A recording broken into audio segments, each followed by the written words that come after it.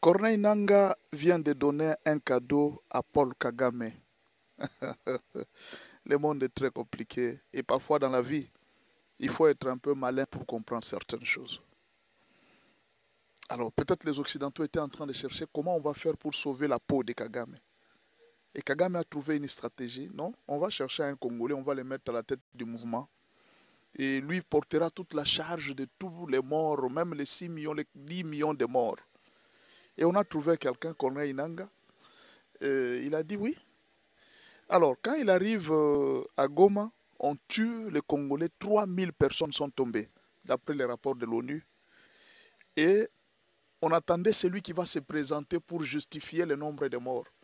Corneille Nangaa s'est présenté, il dit c'est moi, et en tenant une conférence de presse pour dire que nous venons de faire tomber Goma. Et pourtant, ce n'était pas lui qui a fait tomber Goma, c'était Kagame qui avait fait tomber Goma.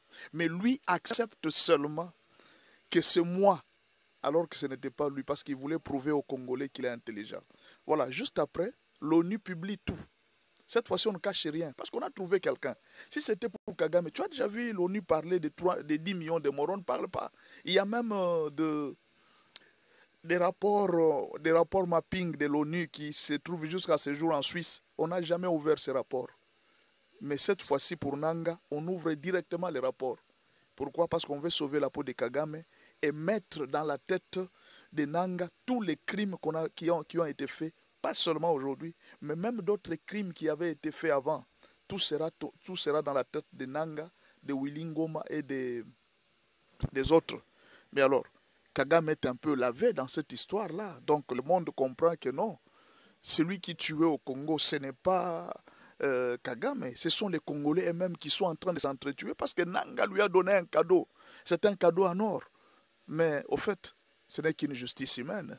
Il y a aussi une justice divine. Attendons voir. Si quelqu'un peut échapper vraiment à la justice divine, vous pouvez échapper à la justice humaine, mais pas à la justice divine. Rappelez-vous de Bosco Ntaganda. Il a été livré alors que c'est Kagame qui faisait tout. Tôt ou tard, même si ce n'est pas aujourd'hui, tu vas échapper où?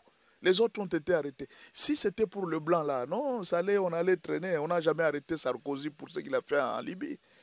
Mais pour le noir là, et vous tombez par chance tué devant, on pose la question à Kagame, tes soldats sont à Goma. Il dit je ne sais pas.